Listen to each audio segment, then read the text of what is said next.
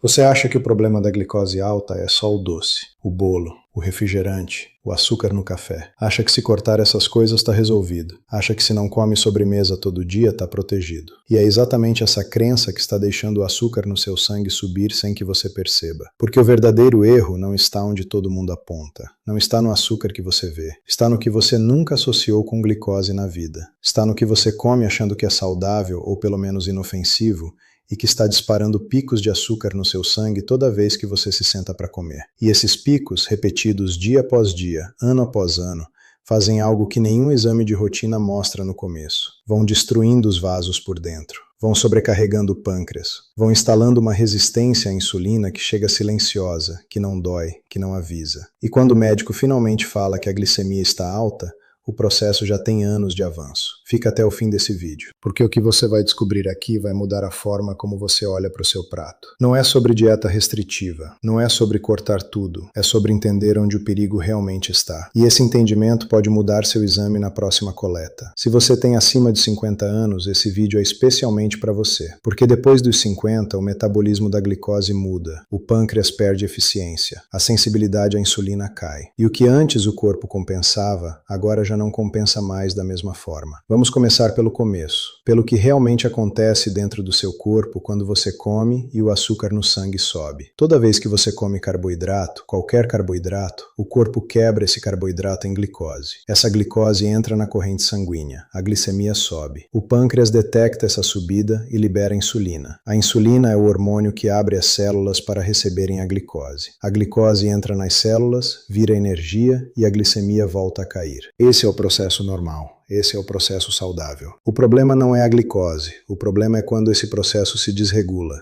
E a desregulação começa com a velocidade, com o quanto a glicose sobe e com a velocidade com que sobe. Quando você come um alimento que libera a glicose devagar, o pâncreas consegue acompanhar.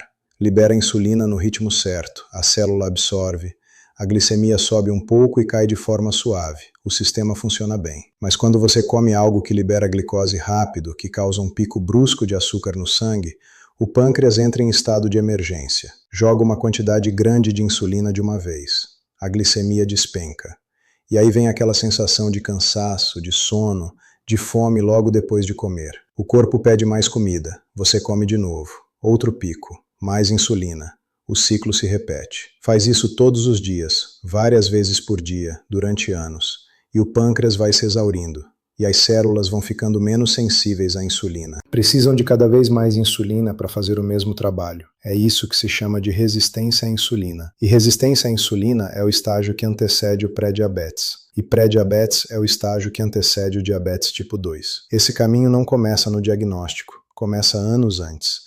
E começa nos picos de glicose que você nunca imaginou que estavam acontecendo. Antes de continuar, deixa eu te pedir uma coisa rápida. Se esse conteúdo está sendo útil para você, se inscreva no canal e deixe um like. Isso me ajuda demais a continuar trazendo informações como essa. Agora vamos ao ponto central desse vídeo, ao erro que o título menciona, ao que você provavelmente está fazendo que não associa com glicose alta. O maior erro não é o bolo de aniversário que você come uma vez por mês. O maior erro é o que você come todo dia, toda refeição, achando que é neutro, achando que não faz mal, achando que não tem relação com açúcar no sangue. O primeiro e maior vilão escondido é o pão. Não o pão doce. O pão de forma comum, o pão francês, o pão de leite, o bisnaguinha, o pão de queijo. Esse pão que está no café da manhã de quase todo brasileiro acima dos 50. O pão branco tem índice glicêmico altíssimo. Isso significa que ele se transforma em glicose dentro do corpo quase tão rápido quanto o açúcar puro. A diferença é que ele não tem gosto doce, então a pessoa não associa. Acha que trocou o doce pelo pão e fez uma escolha saudável. Mas o pico de glicemia provocado por 2 pãezinhos no café da manhã pode ser equivalente ao de uma sobremesa. E tem um agravante que quase ninguém fala. O pão branco consumido de manhã cedo, em jejum, sem gordura, sem proteína, sem fibra junto, é o cenário perfeito para o pico mais alto possível, porque não tem nada para desacelerar a absorção da glicose. Ela cai direto na corrente sanguínea de uma vez. O segundo vilão escondido é o suco de fruta, natural, feito em casa, sem açúcar adicionado. Parece saudável, parece até virtuoso. Mas o suco de fruta, mesmo natural, é uma concentração de frutose sem a fibra da fruta inteira. E sem a fibra, a frutose é absorvida rapidamente, passa pelo fígado e parte dela vira glicose, parte vira gordura hepática. O pico de açúcar não é tão abrupto quanto o do pão, mas o dano hepático acumulado é significativo e pouco discutido. A fruta inteira é completamente diferente. A fibra da fruta inteira desacelera a absorção. Você pode e deve comer fruta. O problema é transformar a fruta em suco e tomar um copo grande em jejum. O terceiro vilão escondido é o arroz branco em quantidade excessiva. O arroz é um alimento comum,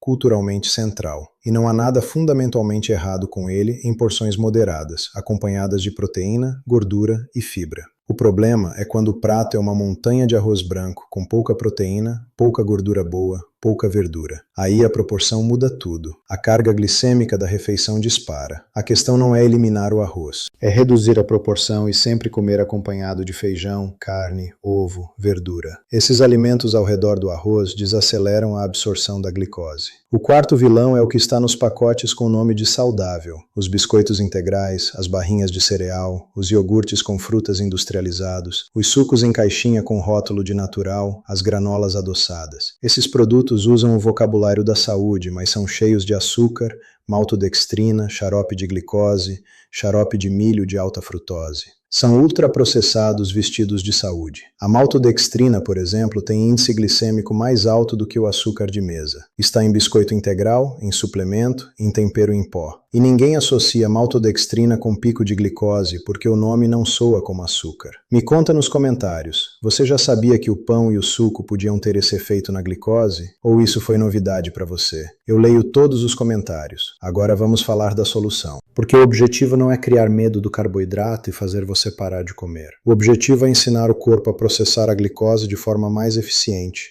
e escolher os alimentos que ajudam nesse processo. A primeira e mais poderosa estratégia é a ordem dos alimentos dentro da refeição. Isso é algo que estudos recentes têm mostrado com consistência e que muda o pico de glicose da refeição sem mudar nada no que você come, só muda a ordem. Se você comer a verdura e a proteína antes do carboidrato, o pico de glicemia depois da refeição cai em até 30% comparado a comer o carboidrato primeiro. A fibra da verdura cria uma espécie de gel no intestino que desacelera a absorção da glicose do carboidrato que vem depois. A proteína e a gordura também contribuem para esse efeito. Na prática, começa pelo verde. Depois vai para a proteína, a carne, o ovo, o peixe. Por último, o carboidrato, o arroz, o pão, a batata. Essa simples inversão, feita de forma consistente, tem efeito real no controle glicêmico. A segunda estratégia é o movimento depois de comer. Não precisa ser exercício pesado. Uma caminhada leve de 10 a 15 minutos após a principal refeição faz com que os músculos absorvam parte da glicose que entrou na corrente sanguínea sem precisar de insulina. O músculo em movimento usa a glicose diretamente, reduz o pico, reduz a carga sobre o pâncreas. Pessoas que fazem uma caminhada leve após o almoço têm picos de glicemia pós-refeição significativamente menores do que pessoas que ficam sentadas ou deitadas, e isso se acumula ao longo dos meses em exames visivelmente melhores. A terceira estratégia é o vinagre de maçã antes das refeições. Parece simples demais para ser verdade, mas o ácido acético do vinagre de maçã desacelera o esvaziamento gástrico, que é a velocidade com que o alimento sai do estômago e vai para o intestino.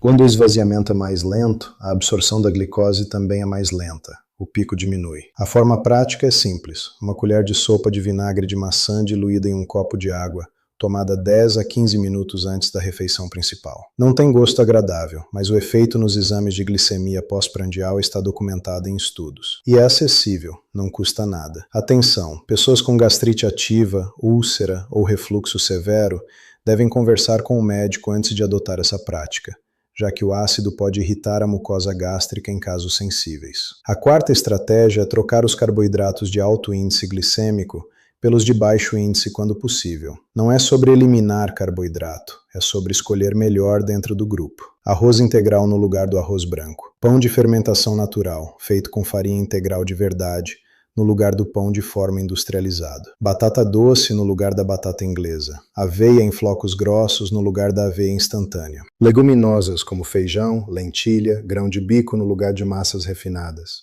Essas trocas, feitas ao longo do tempo, mudam o perfil glicêmico das refeições de forma substancial. E o efeito não é imediato nos exames, mas ao longo de 3 a 6 meses de consistência, a hemoglobina glicada melhora de forma visível. Agora vamos falar de um aspecto que é raramente conectado à glicose: mas que tem impacto enorme: o sono. Dormir mal eleva a glicemia. Não é teoria, é fisiologia. Quando o sono é insuficiente ou de má qualidade, o corpo aumenta a produção de cortisol. O cortisol é o hormônio do estresse, e uma das suas funções é elevar a glicemia para dar energia ao corpo em situação de alerta. Faz sentido evolutivo. O problema é que o corpo não distingue entre estresse real e privação de sono crônica. Uma noite mal dormida já causa elevação da glicemia de jejum no dia seguinte. Semanas de sono ruim causam elevação da resistência à insulina. Meses de sono ruim estão associados a risco significativamente aumentado de progressão para pré-diabetes e diabetes tipo 2. E depois dos 50, os distúrbios de sono ficam mais comuns. Insônia, apneia do sono, despertar precoce. Tudo isso alimenta o ciclo de cortisol elevado, que alimenta a resistência à insulina, que alimenta a glicemia cronicamente um pouco acima do normal. Tratar o sono não é luxo.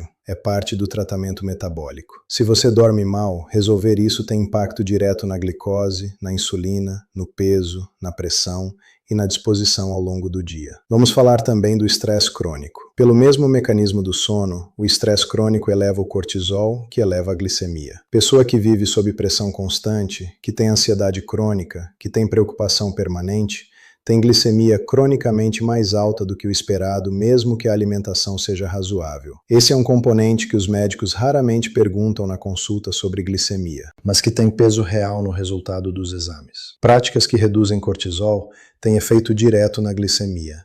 Respiração diafragmática profunda, meditação, caminhada em ambiente natural, contato social positivo, atividade que gera prazer e sensação de propósito. Não são frescuras. São intervenções com base fisiológica real. Agora vamos falar de um exame que é mais importante do que a glicemia de jejum para quem quer entender o que realmente está acontecendo com o metabolismo da glicose. Esse exame é a insulina de jejum. A maioria das pessoas só pede glicemia, e a glicemia de jejum pode estar normal durante anos, enquanto a resistência à insulina já está instalada. Como? Porque o pâncreas compensa. Produz cada vez mais insulina para manter a glicose dentro do normal. Enquanto ele consegue compensar, a glicemia parece normal, mas a insulina está alta, o pâncreas está trabalhando em excesso e o processo já está em andamento. A insulina de jejum elevada, mesmo com glicemia normal, é o sinal precoce de resistência à insulina. É o momento ideal para intervir, porque ainda há muito a fazer. Quando a glicemia também sobe, parte do trabalho de compensação do pâncreas já se perdeu. O índice ROMA-IR, que é calculado a partir da glicemia e da insulina de jejum juntas, é uma forma de estimar o grau de resistência à insulina. Pode pedir ao médico, custa pouco, e dá uma informação muito mais completa do que a glicemia sozinha. Existe ainda um componente alimentar que tem impacto direto na sensibilidade à insulina e que pouca gente associa com o controle glicêmico. É o magnésio. O magnésio é um mineral envolvido em mais de 300 reações metabólicas no corpo, e uma das suas funções é participar da sinalização da insulina. Quando o magnésio está baixo, a insulina funciona de forma menos eficiente. As células respondem menos ao sinal da insulina, a resistência aumenta. E a deficiência de magnésio é extremamente comum, especialmente depois dos 50, por vários motivos. A absorção intestinal de magnésio cai com a idade. O uso de alguns medicamentos comuns, como os inibidores de bomba de prótons para refluxo e os diuréticos para pressão, reduz os níveis de magnésio. E a alimentação moderna, pobre em verduras de folha escura e rica em ultraprocessados, fornece pouco magnésio. Alimentos ricos em magnésio que deveriam estar na dieta de quem quer controlar a glicose. Folhas verdes escuras como couve, espinafre, rúcula, sementes de abóbora, castanhas, especialmente castanha do Pará e amêndoas. Cacau puro, não o chocolate ao leite adoçado, mas o cacau em pó puro ou o chocolate com alto teor de cacau acima de 70%. Feijão e lentilha. Em alguns casos, especialmente quando a deficiência é significativa, a suplementação de magnésio com orientação médica pode ser indicada. Mas isso é conversa com o médico, não decisão por conta própria. Tem mais uma armadilha que precisa ser nomeada aqui, porque é sofisticada e enganosa. São os adoçantes artificiais. Muita gente que quer controlar a glicose troca o açúcar pelos adoçantes artificiais. Aspartame, sucralose, sacarina, acesulfame de potássio. E acha que resolveu o problema porque não tem caloria, não tem açúcar, não vai elevar a glicemia. Mas estudos mais recentes têm mostrado algo inesperado. Os adoçantes artificiais, mesmo sem elevar a glicemia diretamente, podem alterar a microbiota intestinal de forma que piora a resposta glicêmica a outros alimentos. E alguns deles ativam receptores de doçura no intestino que disparam liberação de insulina mesmo sem glicose presente. Isso se chama resposta insulínica cefálica e pode, ao longo do tempo, contribuir para o esgotamento pancreático. A substituição mais sensata não é o adoçante artificial, é a redução gradual da quantidade de doce consumido, para que o paladar se recalibre. E quando precisar adoçar, as alternativas mais bem toleradas metabolicamente são a estévia pura, sem mistura com outros adoçantes, e o fruto do monge. Chegamos ao encerramento, e eu quero que você saia desse vídeo com uma imagem na cabeça que não vai esquecer. A glicose alta não avisa, não dói, não aparece na cara. Não muda o humor de um dia para o outro. Ela vai fazendo o seu trabalho silencioso por dentro. Vai endurecendo a artéria, vai sobrecarregando o pâncreas, vai inflamando o vaso, vai chegando no rim, vai chegando no olho, vai chegando no nervo. E quando você percebe, quando o diagnóstico chega, o processo já tem anos de história. E o pior de tudo é que a maior parte desse processo não foi causada pelo bolo que você comeu na festa. Foi causada pelo pão do café da manhã de todo dia, pelo suco natural de todo dia, pelo arroz em excesso com pouca proteína de todo dia, pelo sono ruim de todo dia, pelo estresse crônico de todo dia. São as escolhas cotidianas, invisíveis, repetidas, que fazem o dano, não os excessos ocasionais. Mudar o cotidiano é o que protege. Começar pela ordem dos alimentos no prato, pela caminhada de 15 minutos depois de comer, pelo pão trocado pelo ovo no café da manhã, pela fruta inteira no lugar do suco. São mudanças pequenas que, somadas, mudam o exame. Quem entende isso e age, ainda tem tempo de reverter o processo. Quem ignora vai se surpreender com um diagnóstico que chega sem aviso e que muda a rotina para sempre. Se esse vídeo abriu seus olhos, compartilha com alguém que precisa ver isso. Se inscreve no canal e ativa o sininho para não perder o próximo. A informação que vai chegar pode salvar uma vida.